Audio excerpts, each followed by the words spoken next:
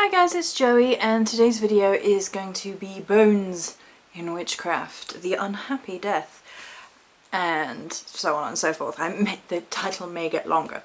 So this is kind of a requested video, and we're going to be talking about a few things to do with bones in witchcraft, the purchasing of bones, the state in which animals may have died, and how that affects going forward with bones and feathers and feet and so on and so forth. So I was asked a question about a person was asking me because they were considering buying feathers, I believe, and they were a little bit concerned because the seller had said that they were, I think it was like more like a groundskeeper, but they were talking about the magpies, I believe, like vermin, like that's one of the words, like they were controlling the population, and the feathers therefore may have had a unhappy and abrupt end to their birdie life. So how did I feel about this and the whole issue around it? And I was like responding, and I was like, this is getting to be an essay. I think we're going to have to do a video and talk about it. And it actually is really fitting with the themes and the energies, particularly around this week. There has been a whole load of death imagery this week, a whole load of underworld energy this week. I'm going to hopefully today, if I get enough peace and quiet, I'm going to write a whole blog post about something that just, with this underworld energy that just came to the fore. If you've been on my Instagram, links down below, or on my Facebook page, then you have seen the coffee images in the bottom of my cup, which for reference are not drawn by me. They are not photoshopped by me. I'm not that good at drawing or Photoshop. They were just images in the bottom of my cup after I finished drinking my coffee, and there is strong underworld themes in there. So, and I spent a good 4 or 5 hours with Chris from Death Midwifery, just going over all of this and this kind of death energy and underworld energy that was around this week. And so this kind of ties into that. Just before we get started on the main of the video, so Chris is going to be a guest this weekend, this Friday in fact, on the new series, which is Views with Verse, I interview people and talk to them about deity and how they view deity. So that will fit in nicely this week with this kind of underworld energy that's going on, and we're going to be talking about underworld gods and death gods and goddesses and so on and so forth. So there's that. And I talked in spring, in the spring equinox, and on the blog, which again is down there in the down bar, about how I've really felt that this year there was a really strong death energy to spring. Like, I'm always a little bit closer to those energies anyway, because I work with Goddess Morrigan. I focus primarily on more of a Babe aspect, a more underworld aspect, more than anything else. So I'm always like hearing and feeling those energies anyway. They're not separate as far as I'm concerned. But this year in particular, the spring equinox, as I've said to Joanna Defoe in an interview with her, I've said on my blog post, I've said in all sorts of places, that this year really felt more about like bones and flowers than it did, say, fluffy bunnies and things. It felt like this kind of death energy, this like being buried and painful birthing process.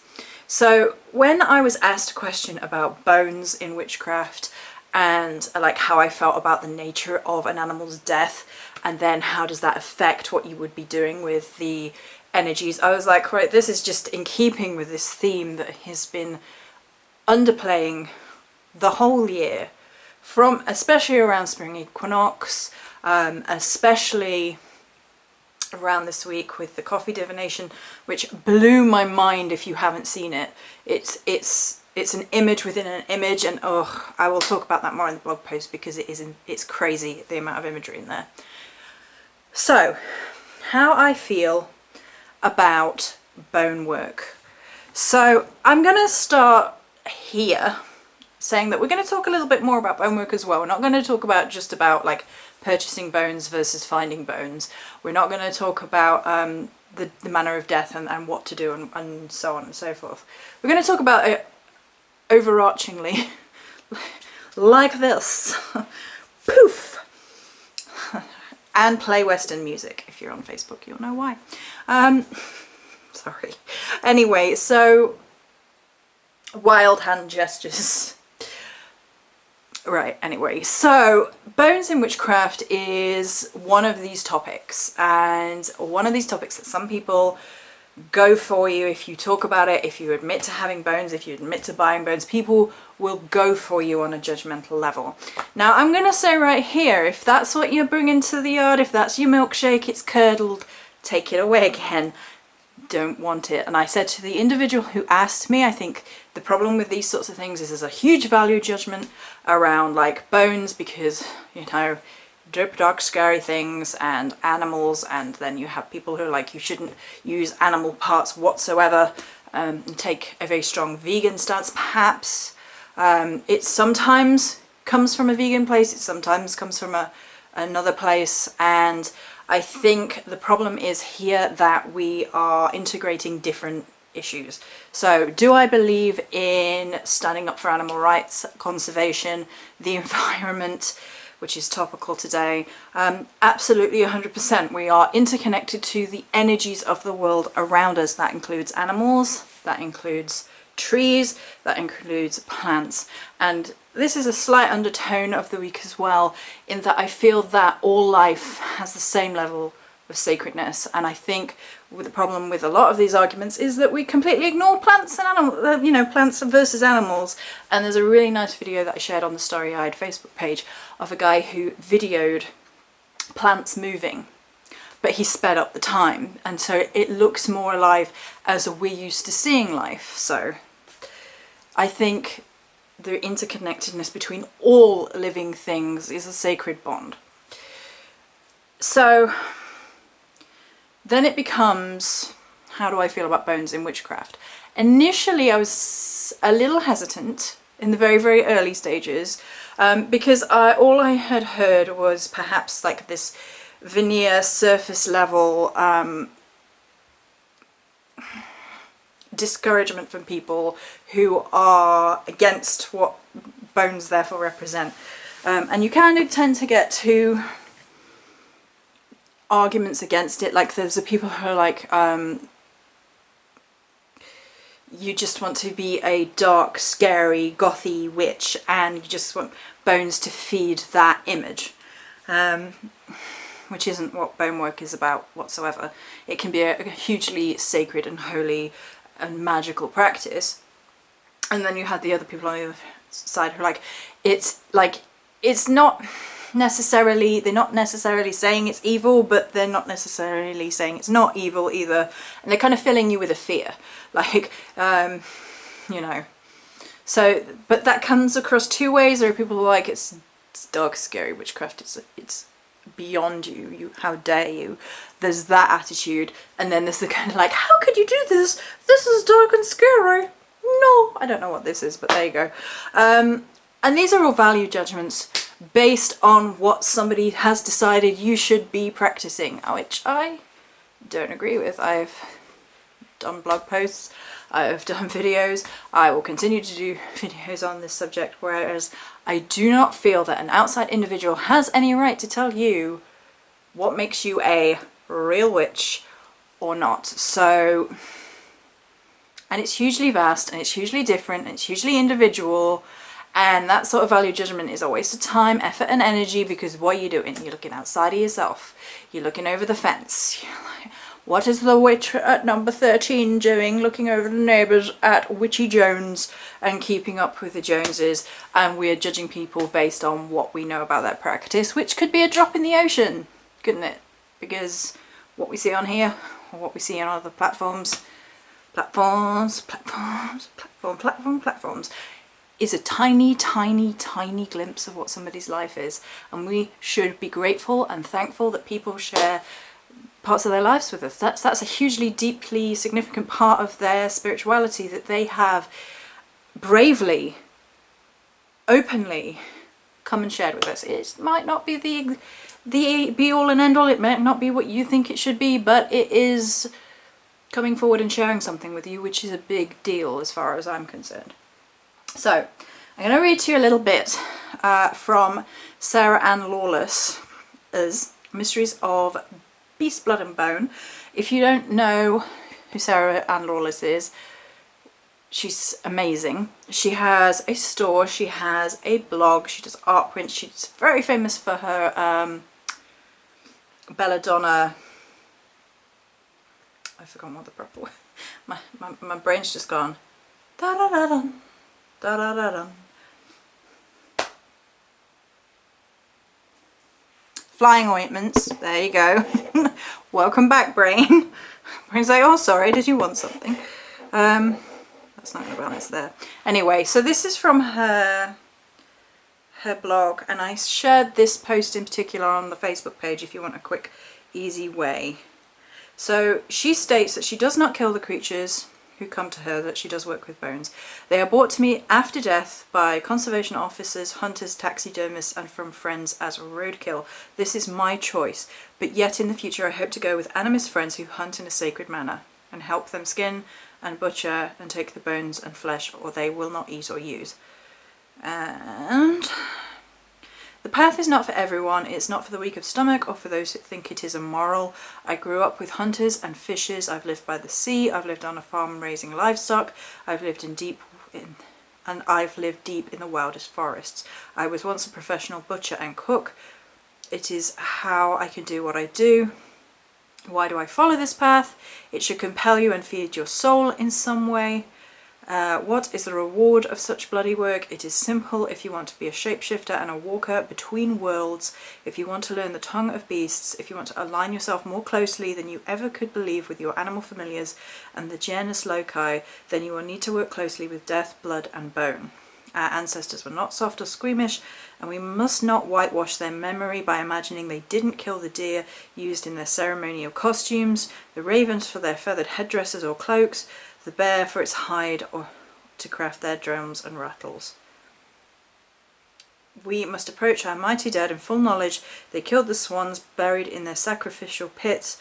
They killed the mare buried beneath the feasting hall, and they killed the hornless bull for its hide to wrap around their seer, so he may dream of invaders' ships. And it continues. She's really amazing. So there's a number of points here. One of the first things that I asked the individual, and I was like, I'm not going to ever value judge you based on your answers here, because again, like I've already said, I don't believe in that. I think it's a waste of breath. I asked, when you are looking at purchasing animal products, and plenty of people purchase animal products, and we will talk about that in a minute, you have to consider a number of different things, sort of like, do you eat meat, and how do you feel about eating meat and animal products? Now if you don't, then you have to decide from that perspective whether or not you can then work with them in an energetic sense if that goes against a particular moral or ethic that you have decided upon. And that's not something I can really answer because I'm not a vegan. So moving along, then you have to kind of get to the point with how you then approach eating animal products. So do you always go for ethically farmed, which, if you're a meat eater, if you eat animal products, these are things you should definitely be looking into as a witch and someone in touch with animals. It should be, fair farming. It should be free range. It should be well looked after and locally sourced where possible, so you can go and keep an eye on these sorts of things. Like, I don't know about in other places of the world, it might be more difficult, but in England you can find local people who have local farms and they source locally, and you can go check it all out, so you can make sure that the animals are being well treated and so on and so forth. But ultimately, anything that you work with in this terms of death, all of these animals will have died. And for me, it's just one of those matter-of-fact things about life that and I've said I work with death goddesses and underworld energy, that it's just matter of fact. It's just another element to this life, to this world in which we live. It's you know. So how would you feel if an animal had killed another animal and you found that bone or whatever? Does the violent manner of the animal's death affect you? Because ultimately, if you cannot get past the death of a creature, then it's probably not a good idea to be bringing any of that creature into your home, because you cannot get over the fear. And the fear is just, it's an intoxicant. Fear is intoxicating. It can bring all sorts of negative shit into your space because you're kind of inviting it there because you're afraid of what you're doing. And I'm going to talk a little bit about the fact that, you know, can energies be clung to a bone in a bit, because that's something else. But your energy, what you're putting out, what you're expecting to happen, has power. We're witches.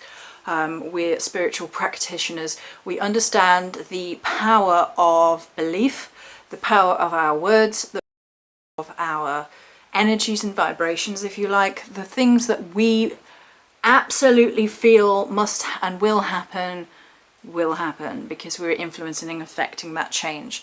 And so if you're in a place where you're really, really fearful about something, it's probably not a good idea to go down that path. Now me, I've always been kind of matter of fact about death. I've said in other videos, you know, death has never held a huge amount of fear for me. Life is far more frightening as far as I'm concerned than death. And it's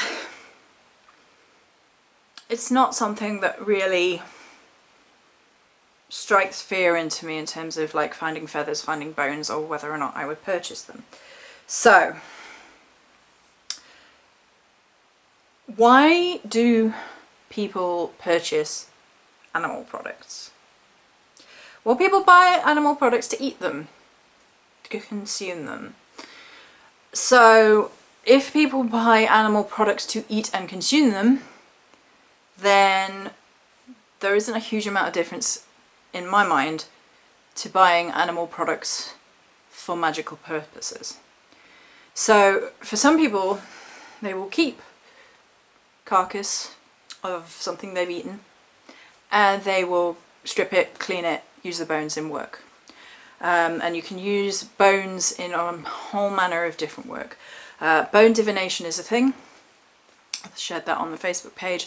But the main purpose is what we touched on in the Sarah Ann Lawless, which is fetishing, which is not kinky love games. I'll explain in a minute. Shape-shifting, connecting with animal spirits, and sort of taking on the energies of an animal. So a fetish is when you have a bone or a collection of bones and teeth, and hair, parts of the animal that live on beyond death, the less biodegradable parts. Everything in an animal is biodegradable eventually, and it creates housing, if you like, for a spirit.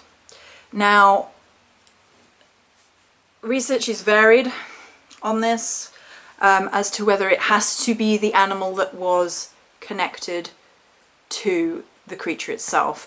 So there are lines of thought that say, yes, it has to be the animal because the animal spirit inhabited this body, so it has to be that one. There are lines of thought where it says it's more likely to be that one because of that, but it's not impossible that that particular spirit just moved on and then it created an empty housing, and then you can invite similar energies into the fetish itself.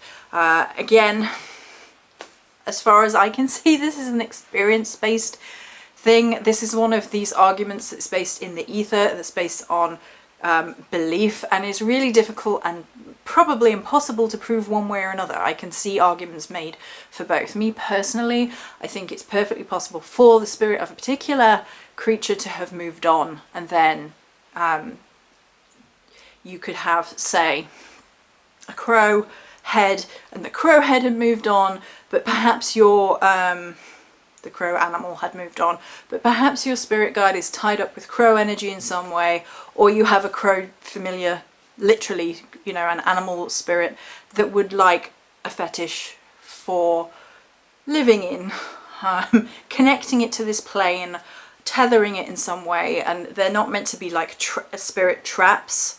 They're supposed to be like honoring the sacred dead energies, and that is actually another use of animal bones, which is the presentation and honoring of the sacred dead. It's kind of like a symbolic but very spiritual, physical connection to the realm of the dead.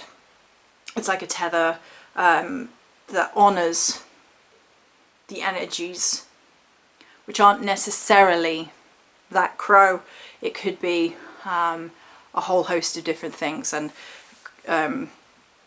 I'm trying to think of an example which would be mine or would work. Okay, well, so what would work for me is that I see wolves around, and I have for a very long time, and I believe they are representations of my ancestors coming to me in animal form. And I believe they're coming to me in animal form because I have no way of knowing what they would even look like, because I am disassociated from my immediate and therefore further back family in terms of like physical imagery of what they would look like. So because I have no idea, coming to me as a pack, as a wolf tribe, makes a lot more sense. And so I could have a wolf bone, and that would honor that ancestral link. And it works on a symbolic level, and it works on an energetic level, and it works for me because I understand it, but it's not necessarily about that wolf. So, and they can represent a whole host of things. You have people who wear bones and wear hides and skins to shapeshift, to take on the energies of the particular animal. It's believed that you can sort of connect with the spirit of the animal and take on energies and travel in the astral as that animal. You can move through the realm of the dead, cloaked in bones, in order to hide and shield oneself. You can do a whole host of things with bone work, and there were so many things that I couldn't possibly cover in one video, and we've not even got onto the other matters at hand that I want to address. So if you're interested in that sort of thing, it's well worth researching. There is a rich plethora of information from different and varied cultures to do with bone work, and you can find modern sources. Sarah Ann Lawless is one, and she's really good, and I've found that she shares quite a lot of sources as well, so you can like piggyback and find those sources that she shared as well. So definitely recommend that.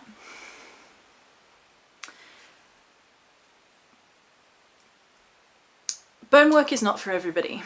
Working with spirits is not for everybody. Working with like death energies is not for everybody, and that's perfectly okay. So feathers is perhaps one of the easiest ones to work with in terms of being able to find them. Now, I need to sneeze. Excuse me. Excuse me.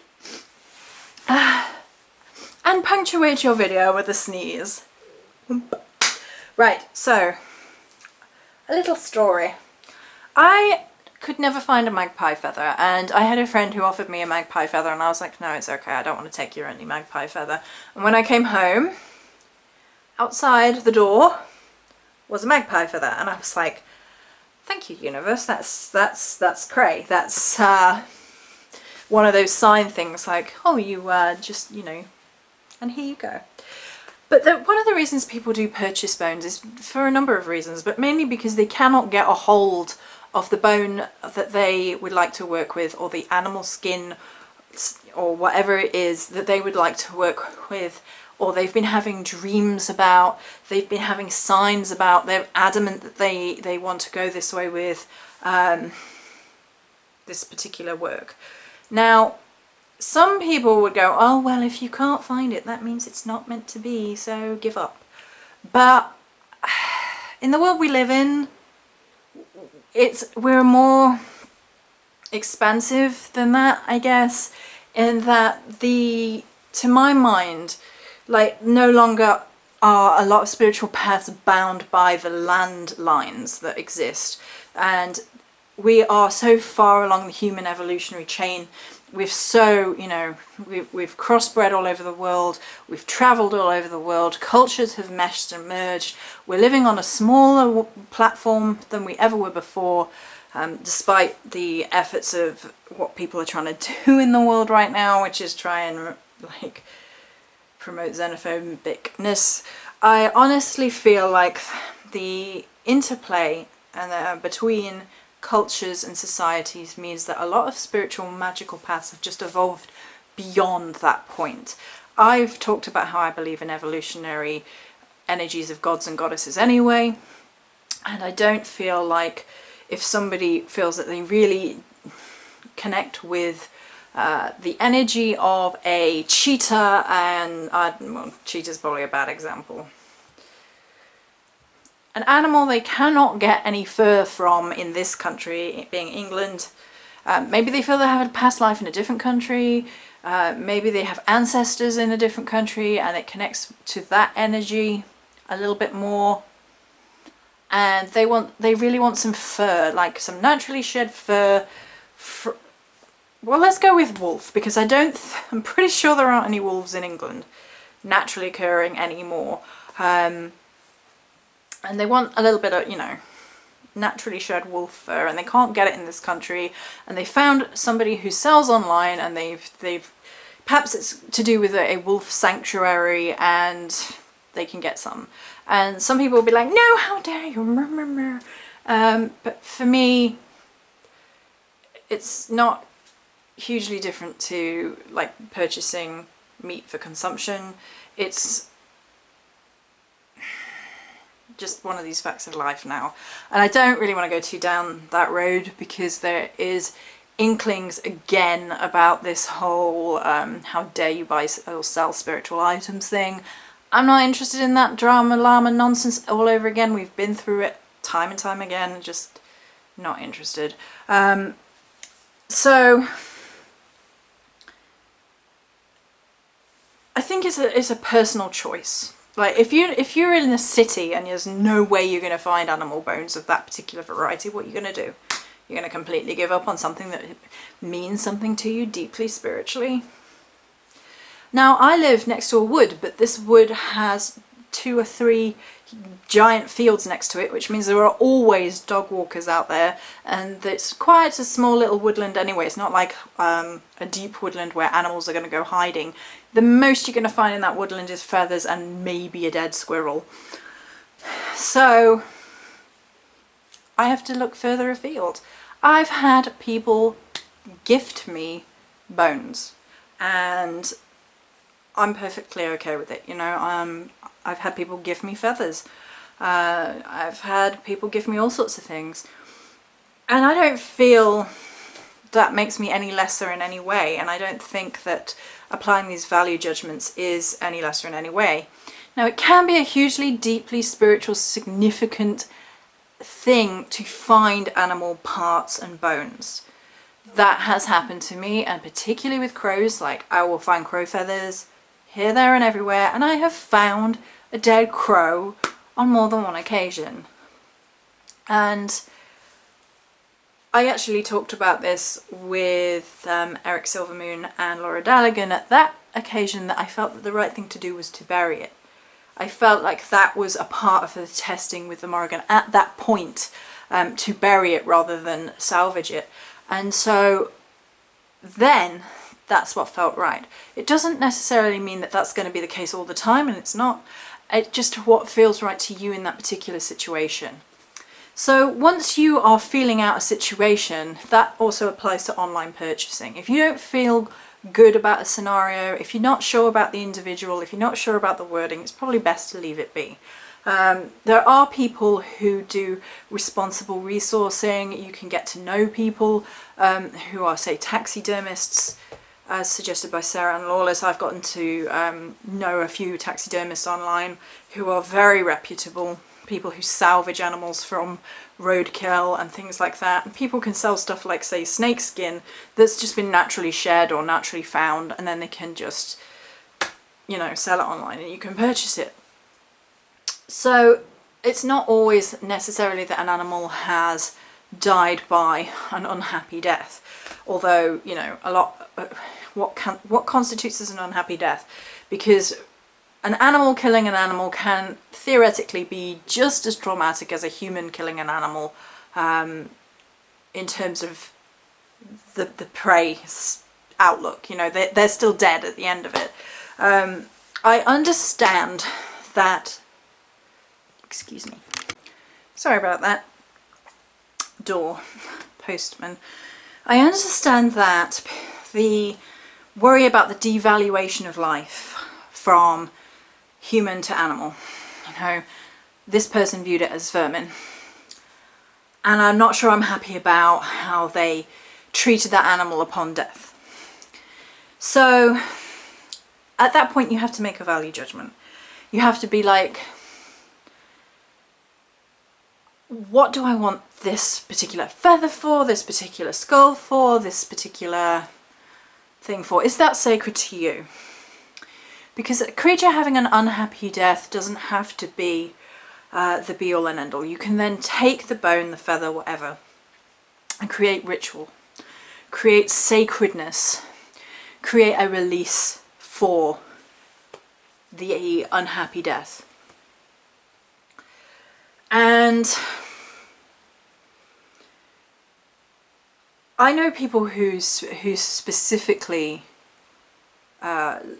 find animals that have died in violent circumstances, roadkill being an obvious example, and put them to rest and put the spirits to rest.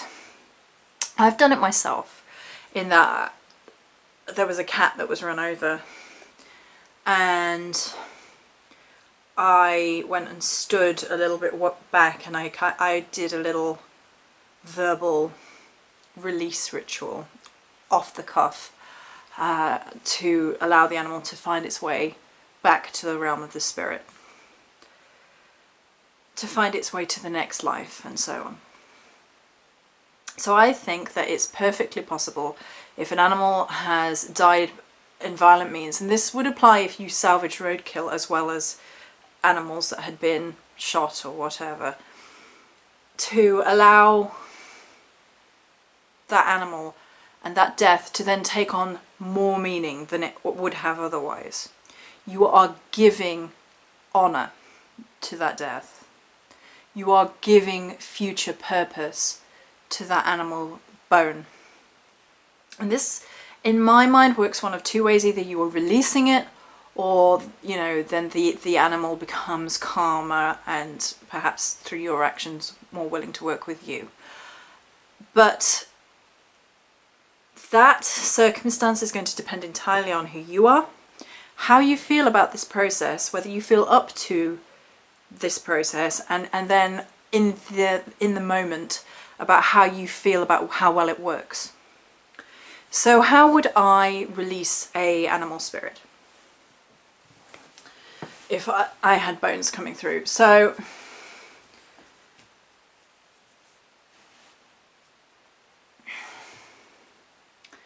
I would first make sure that the bones that came to me were completely cleansed in terms of getting rid of any dead organic matter. And there are a number of ways of doing that.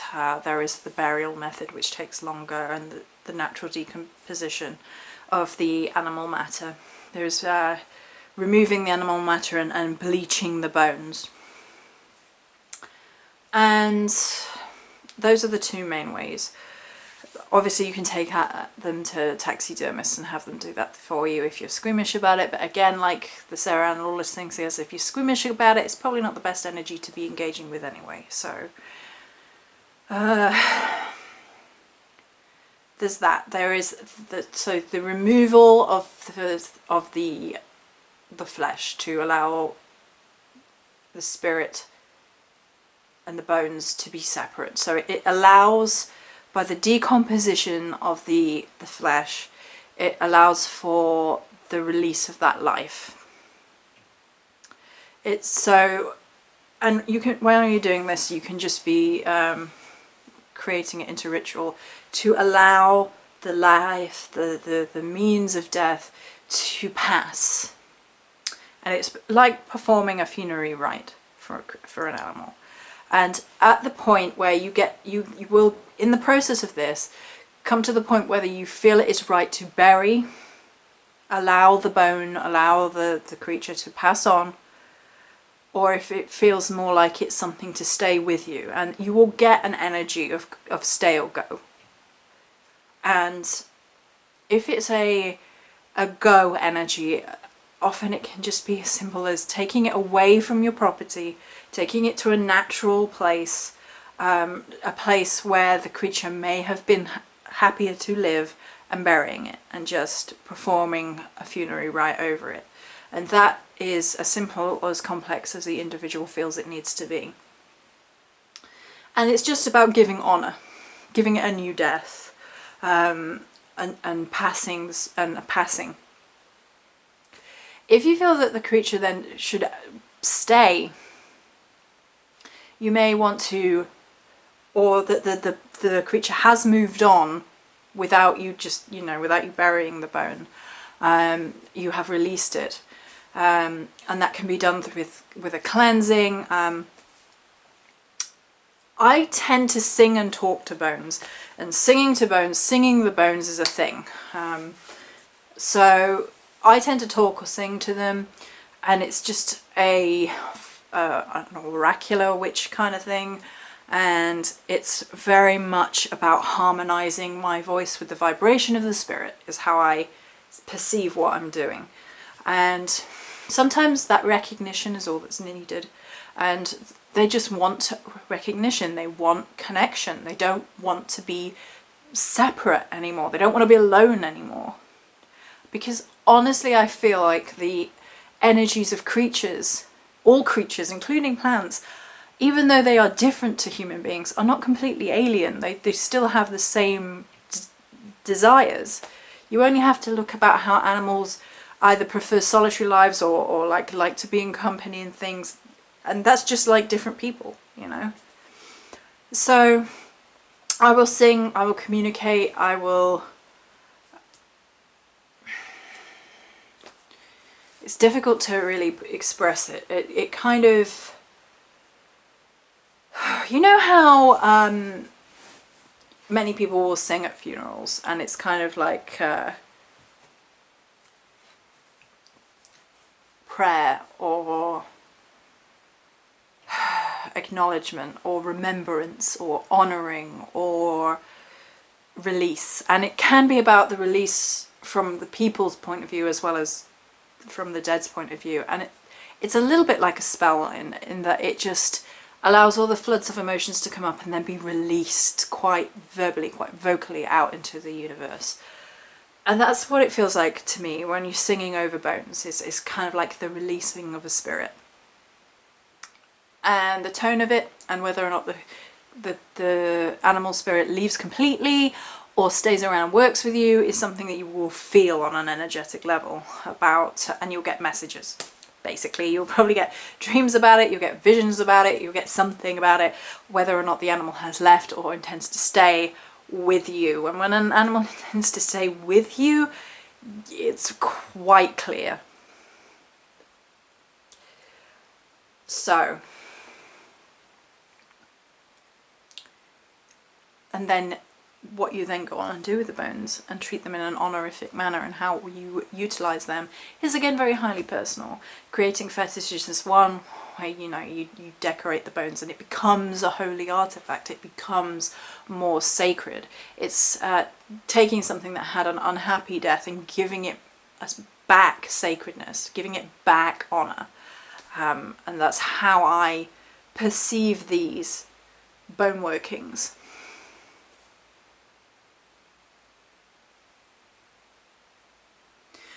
I guess in terms of cleansing bones, there's all sorts of things people could do. You know, there's the kind of like the burning of smudges, there is the submersion in water, there is burying them, there is the spoken word method that I tend to use. It's all about release. And it's not something that I highly recommend if you really feel like you can't do it. You know, I mean, it's something to read about, it's something to study, it's something to know whether or not you vibe at an underworldy level, because it's not for everybody, and that's perfectly okay. It's not a value judgment one way or another about whether or not you should work with phones? Hello, who is it? Feathers or bones or animal spirits or anything like that. For me, I've seen spirits as long as I can remember, so it's just matter of fact, you know. And it's the same with animals. And if you don't feel you can work with them, you can, you know, you can get this sort of thing. So both of my resin skulls, you can get like polymer resins, you can get China ones and things. Both of these were actually gifts. And this one is a polyresin cast of a skull that's been painted by an artist. And this one has a cosmic feel. And if, you know, some people will be arsy about this sort of thing, but if you want a symbol like this, but you're not okay with like the spirit side of it, this is like an intermediary. This is more decorative. For me, these are just decorative. These aren't like fetishes or anything, but I do like having a cosmic crow skull in terms of decorative ornamentation to the Morrigan, because it sort of, to me, interplays her cosmic elements, her shapeshifter elements, her crossing borders and time elements, her shifting over the hedge elements. And to me, that doesn't matter that this isn't a real skull, because that's what I want it for. I want it for like being an offering, being symbolically there as a presentation of my connection to my goddess, rather than it being a fetish or a working thing. Whereas the bones that I have and don't tend to show as much are more about a working thing, about a spirit realm connection, about an underworld connection, and so on and so forth. So I hope that answered a number of questions. If there are any more questions, pop them down below, because I may well make more videos about this sort of stuff.